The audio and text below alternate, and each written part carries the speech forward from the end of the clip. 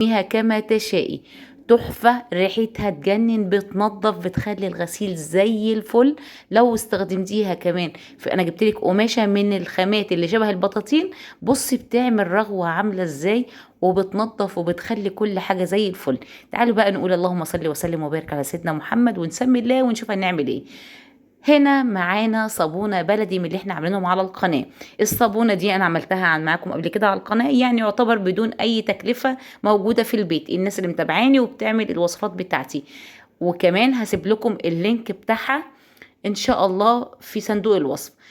كل اللي عملته خدتها بشرتها، طبعا الصابونة عدى عليها فترة، تقريبا بقالها دلوقتي 4 شهور. بشرتها بشر زي ما انتم شايفين كده، ايا كان بشر ناعم بشر خشن كله هيدوب. هحط لها كوبايتين من المية، وتعالوا بقى هنعادل الريحة، ومفعول النظافة هيزيد معايا.